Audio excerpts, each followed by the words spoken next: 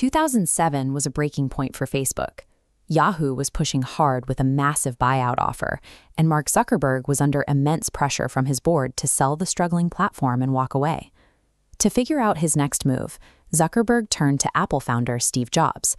He went in expecting high-level business strategy or boardroom advice. Instead, Jobs told him to disconnect entirely. He advised Zuckerberg to ignore the data, ignore the code, and take a pilgrimage to a remote temple in India, the exact same ashram Jobs himself had visited in 1974 when he was searching for direction. This image shows the remote terraced hills surrounding Kainchi Dham. When Zuckerberg arrived here, he didn't find a high-tech incubator or a modern guru. He found the lingering legacy of a man named Neem Karoli Baba, a mystic who had died decades earlier, owned absolutely nothing, and spent his life wrapped in a simple plaid blanket. The architects of the digital age built their empires on hard data, algorithms, and absolute logic. Yet, at the most critical junctures of their lives, they traveled across the globe seeking clarity from a barefoot ascetic who left behind zero written teachings. Before he caught the attention of Silicon Valley, he was born Laxman Das Sharma. As a young man, he abandoned a comfortable traditional household life, choosing instead to wander across India in extreme, absolute devotion to the monkey deity Lord Hanuman. His defining public moment happened during one of these wanderings. Traveling without a ticket, he was confronted by a railway inspector and forcibly kicked off a passenger train in a tiny rural village. The moment he stepped off the train and sat on the ground, a mechanical impossibility occurred. The engineers revved the engines and built up steam, but the train physically refused to move an inch. They scoured the engine for faults and found absolutely nothing wrong. The train sat completely paralyzed until railway officials, realizing what they were dealing with, approached the ascetic and apologized. They invited him back on board, agreeing to his strict demand. They had to build a new railway station right there, so the local villagers wouldn't have to walk miles to catch a train. The moment he reboarded, the engine engaged and the train rolled forward. This defiance of basic physical mechanics transformed the wandering ascetic into the legendary Neem Karoli Baba.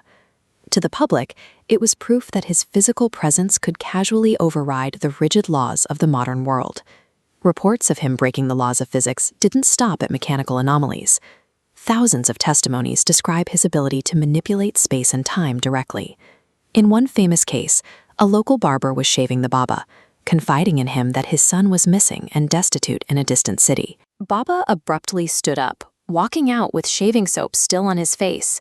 Miles away, a man in a blanket handed the barber's son the exact money he needed to get home. 2 minutes later, Baba returned to the barber's chair to finish the shave. Look at this photo of British and Indian soldiers marching in Burma. To see if these claims hold up under higher stakes, we have to look at the battlefields of World War II, where another inexplicable event was recorded. An elderly couple hosting Baba in India reported that he spent an entire night writhing in agony under a heavy blanket, screaming as if in pain. The next morning, he instructed them to throw the unusually heavy blanket into the river without opening it. A month later, their son returned from the Burma front.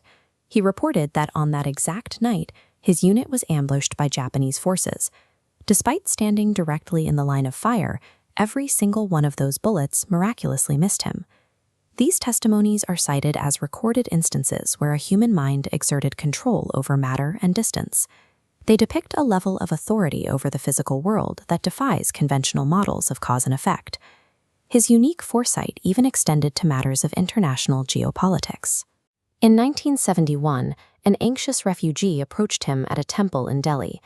Before the man could even speak, Baba told him to stop worrying, predicting that a specific prisoner held in a Pakistani jail facing execution would not only be freed, but would return to rule his country.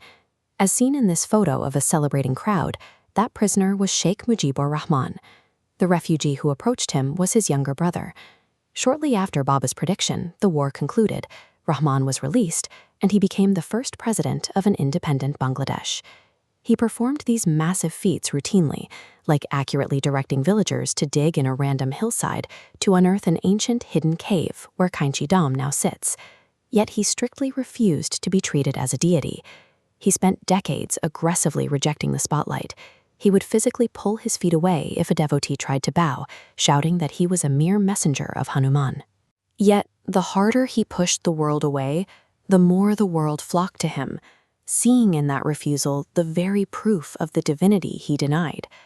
In September 1973, his physical journey ended. During a train ride, his health suddenly declined.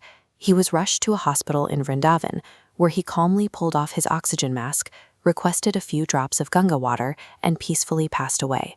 His physical body was gone, but the visitors didn't stop.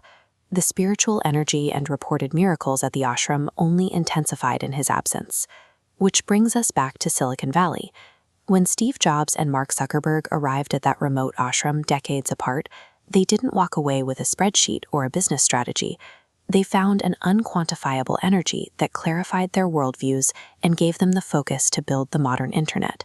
For the people who run our digital world, Kainchi Dham offers something code cannot, a reminder that logic has a ceiling. While their algorithms predict what we'll buy or click, this remote valley suggests that the most profound shifts in human history often start with the quiet influence of a man who owned nothing but a blanket.